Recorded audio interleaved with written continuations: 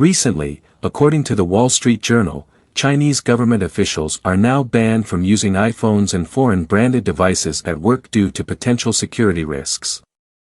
Meanwhile, Bloomberg News also reported that as China seeks self-reliance in technology, this ban may expand to government-supported institutions and state-owned enterprises.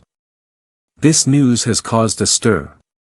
Just as Huawei's Kirin 5G returns as a champion, with the release of the high-end Mate 60 and X5 phones, rumors of Chinese government officials being banned from using iPhones have become even more striking on the eve of Apple's iPhone 15 series launch event on September 12.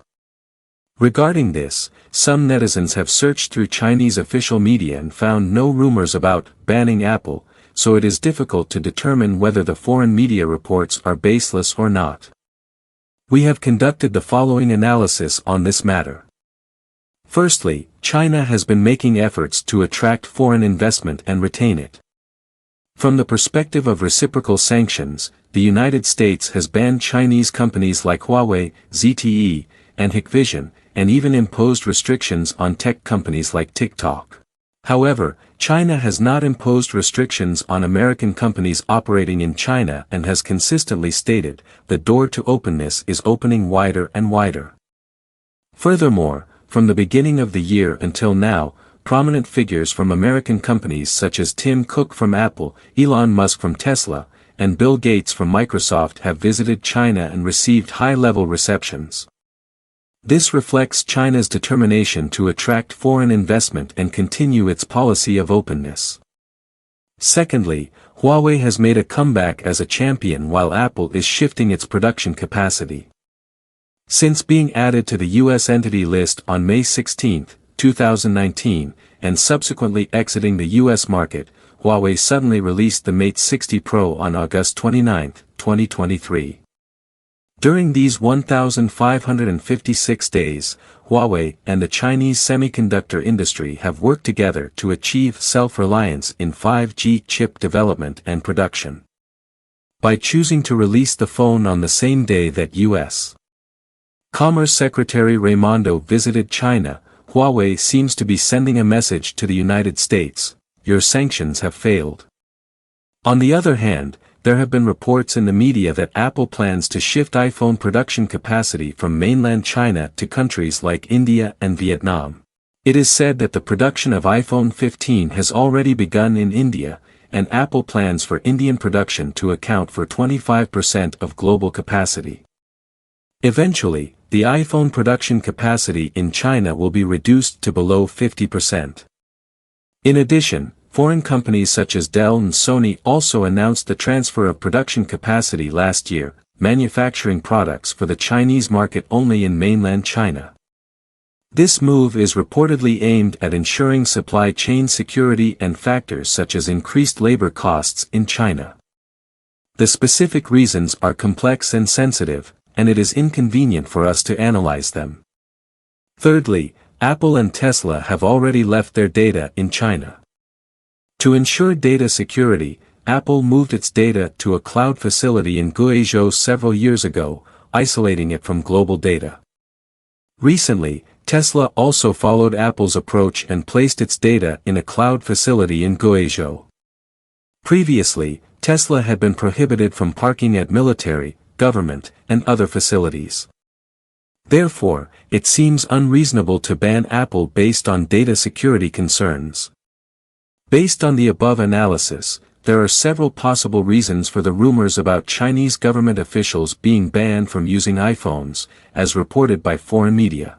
Firstly, it could be a case of foreign short-selling institutions targeting Apple. The U.S. stock market has a well-established short-selling mechanism, and it is not uncommon for short-selling institutions to profit through media reports. With the launch of the iPhone 15 and Huawei's comeback, it would be quite easy to succeed in shorting Apple by spreading such rumors. Secondly, the rumors might also be true. The U.S. has previously imposed unfounded sanctions on Chinese companies under the pretext of national security, with the real purpose being to protect the interests of American companies. Since 2019, Apple has profited greatly from the US government sanctions on Huawei. In the first quarter of 2023, Apple sold 13.3 million units in China, capturing the top spot with a market share of 19.9%. Its sales also grew by 6% compared to the previous year, making it the only brand with growth. Furthermore, data indicates that in the second quarter of 2023, China accounted for 24% of all iPhone shipments, surpassing the US market share of 21%. China has already become Apple's largest market. In the price range of above 5,000 renminbi, Apple's iPhone holds a market share of over 85% in the Chinese market. This validates what Huawei's Richard Yu said: when Huawei falls, Apple will be well fed. Now, Huawei has made a comeback with its own 5G chip and is targeting the premium segment priced above 5,000 renminbi, directly competing with Apple.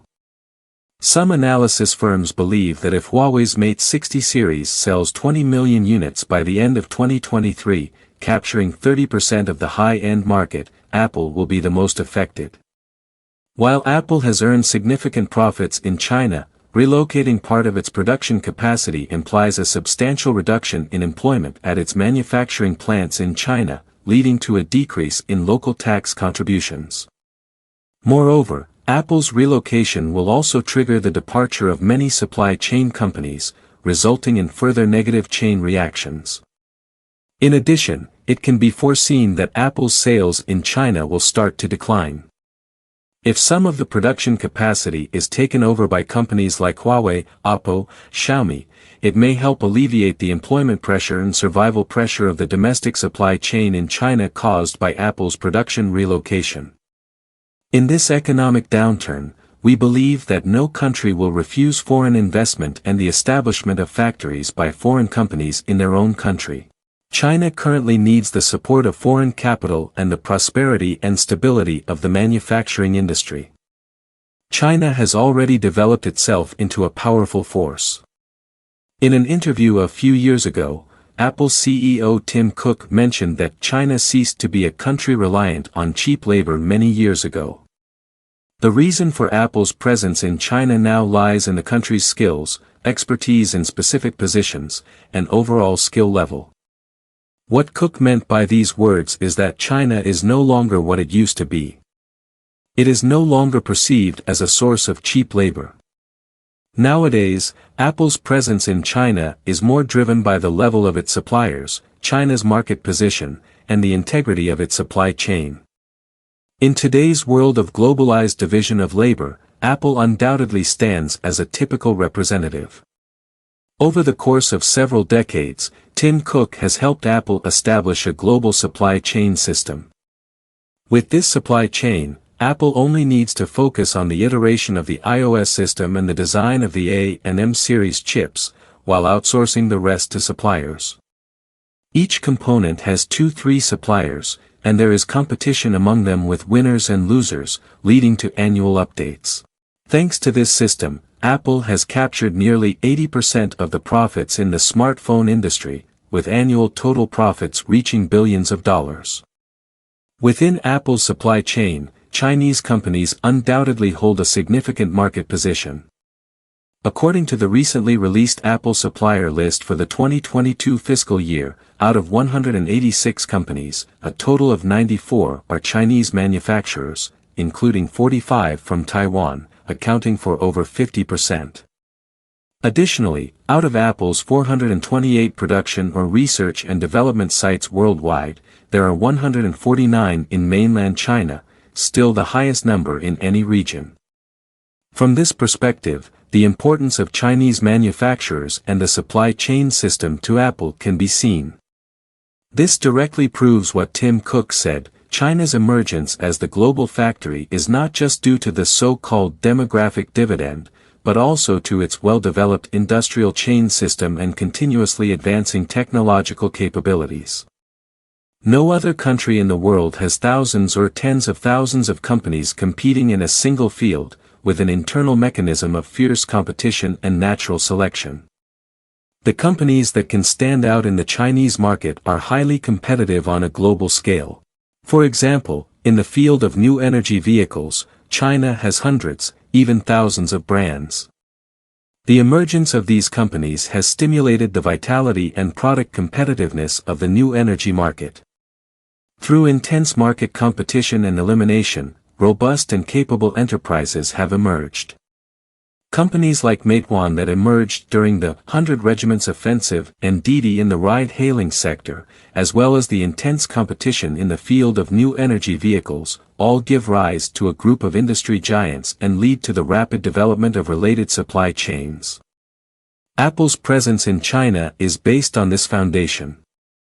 With over 100 suppliers from China and countless others competing to secure Apple's orders, Apple has enjoyed better treatment, product quality, and access to the vast market demand of China's 1.4 billion population. This makes China the best choice for Tim Cook and Apple in the country. Thank you for watching our video. After watching the video, how do you think about the development of Chinese technology in the world? You can put your opinions and ideas in the comments below. We will keep on uploading new videos. So your subscribe and likes will encourage us to create new videos.